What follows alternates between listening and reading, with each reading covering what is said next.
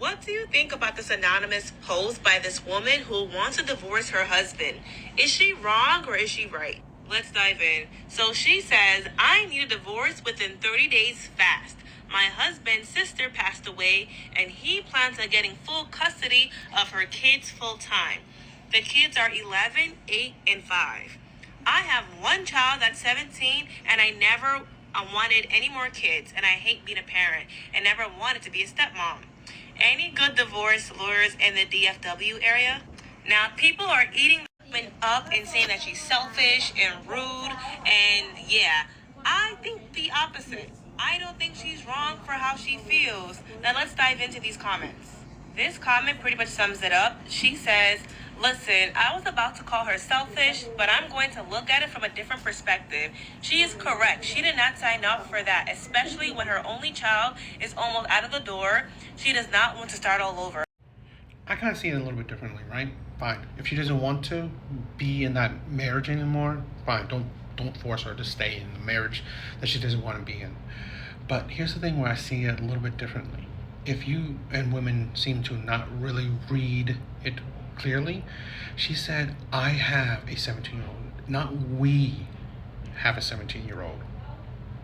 So, language matters.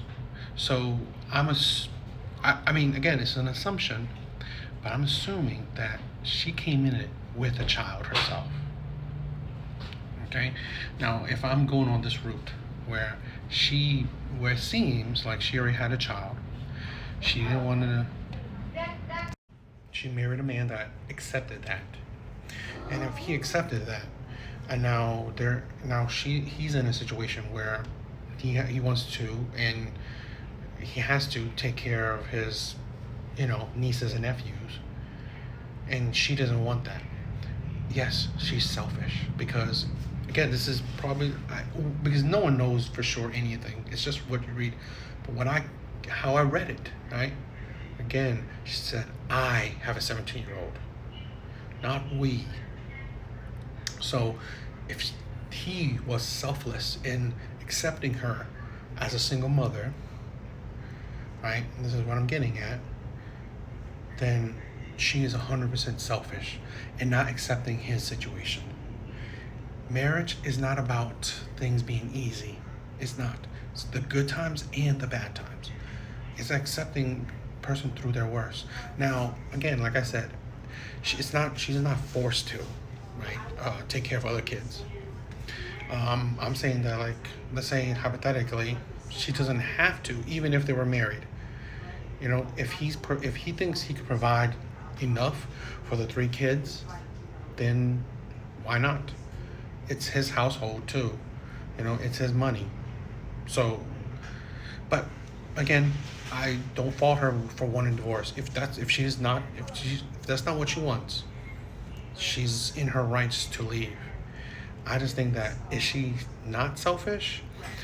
Because if I read it correctly, right, and if I'm assuming it correctly, and again, it's only an assumption, then it sounds like he accepted her as a single mom. Okay? Now, she's not accepting him when he has kids. And most likely he probably accepted her because he came into it, she didn't want no more kids, and he was fine with it, but, he probably did want kids, but he wanted her. So now this is probably an option where he can have it both. But like I said, I do sense a bit of selfishness in her, if my assumptions were clear or right. Because if a man can accept you as a single mom, it is funny that you bail on him when he has kids. But again, my opinion is based on that assumption.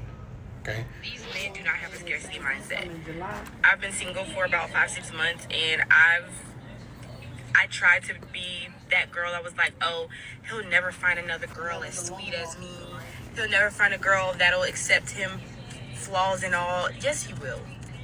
He will. And that is just the honest truth. There is a woman out there who will settle and accept him, flaws and all, because they have a scarcity mindset. He will find another girl who will let him get away with ABC because in her mind she believes that there is not better. And I just don't want you to be that girl. I've been that girl. I'm speaking from experience, but I always think it's funny that women love men and pick men that are like desired, okay? Like maybe the top 20% of men, right? Like they're tall or they have money or they're charming and stuff like that. And then expect that other women wouldn't find those men attractive as well is beyond me. If you want a man that has a scarcity mindset, there are men like that. Men that don't attract women like that. But no, women aren't attracted to that man. So no duh, he wouldn't have a scarcity mindset because you're attracted to men that other women would want too. So the same reasons why you would possibly be attracted to him, other women would be attracted to him too. Okay? And this is the thing, right? Women always say you can find better. I always think that this is, again, it's not impossible. I mean, there's always would be someone better or whatever. But to always think that, okay, I will always find better, I honestly believe that's a failing mindset.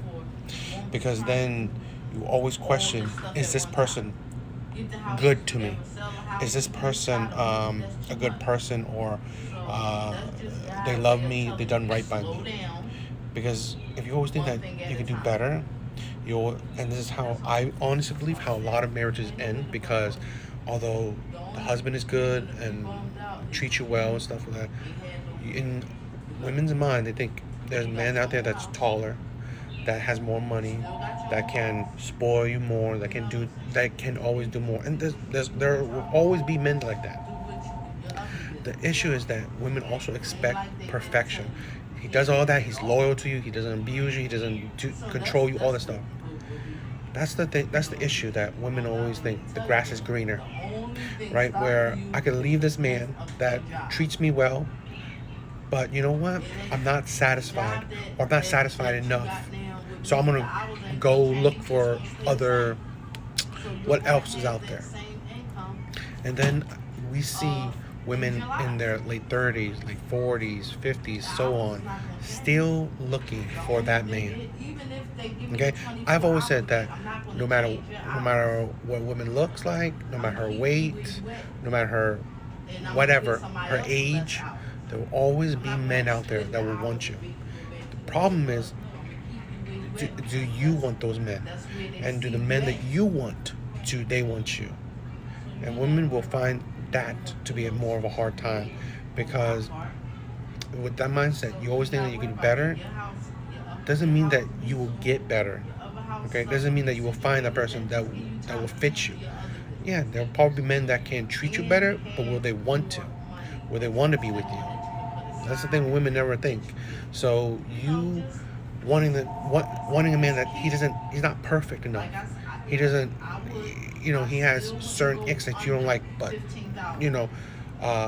there's other qualities that you do like, but he's not good enough. This is the thing where I think women just don't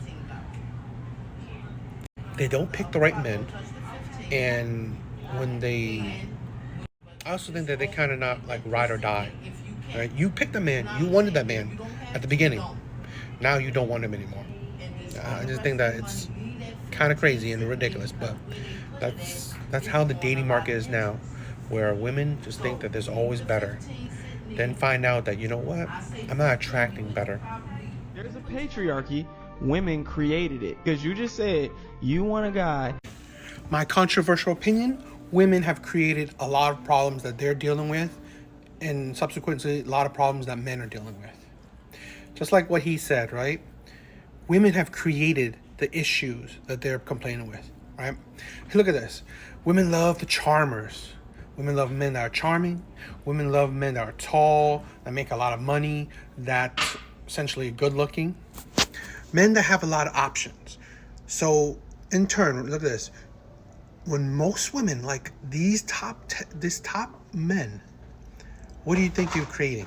You're creating men with narcissism, right? Who they become narcissistic. They have egos because they know that women want them, and yet women continue to desire them. So you choose these top percent men, these men that can command a lot of women, that can attract a lot of women, men that are charmer. Because this is the thing where women don't understand. I believe, in my honest opinion, most men are not charming. Most men are awkward, shy, or reserved, or introverts. The ones that are charming, okay, that are amazing talkers to women, they became that through dealing with a lot of women, i.e., possibly having high body counts. They've had sex with a lot of women. They've dealt with a lot of women. Being charming is not really, you're born with it, in my opinion. You develop that over time, by interacting with a lot of women or interacting with a lot of people. So women desire these charming men. So you pretty much make the dating market how it is. Women love men with high body counts, men that have dealt with a lot of women. You don't love the shy men, the men that are awkward, that socially awkward, the introverts. You don't typically, right? Women in general don't typically go for those, the geekies, the nerds, the loners. They don't go for those type of men, right? And you think about this: why do the bad boys and players, the Chads and Tyrones, the Pookies and Ray Rays, are so popular, have multiple kids, have multiple,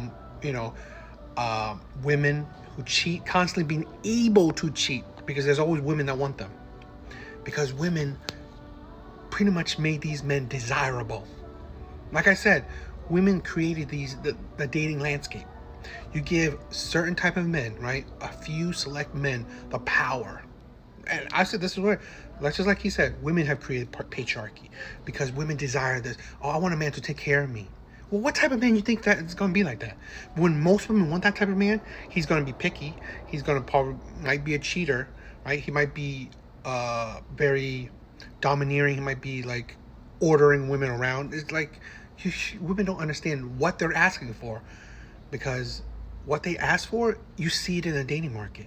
Okay, you see that, the cheaters, the players, the bad boys, all this stuff, those men are desirable because women have created that. It might be controversial, but like I said, I think women are the root of a lot of problems because of how they view the world, what they want. Because like I said, I believe, right, women have more power than anything. Men would do pretty much anything to get with women. So really, men will change the landscape to fit women's desire. You imagine this: if women say, no, I'm not going to have sex with you until marriage. I'm going to choose the men that provide, whatever. Okay, that he's morally, he doesn't cheat, he doesn't that. Well, men will change up, but women don't, right? Women don't do that. Women don't require marriage before sex. Women don't require marriage before having a child. Women don't. So, in turn, that's what's happening. If I have to think around you, you are not my man. Like, if I have to think about how anything in the day is going to go, if I have to plan the route we're going to take to get where we're going, if I have to be watching my own surroundings, you're not my man. Because my man, I can leave my brain at home. I'm not taking my brain with me when I'm with a man that I, am supposed to feel protected by. What the fuck? So if I'm out with you and I find myself having to think, oh my God, I need to watch our surroundings. Oh my God, he took the wrong exit. Oh my God. Ew, cringe, you're disgusting. I don't like you. This is why I think women are hypocrites. It's like they can't even be consistent with the things they want and say. Here's a woman that saying she wants a man she pretty much wants to leave her brain at home, or a man that she wants to be with makes all the decisions for her.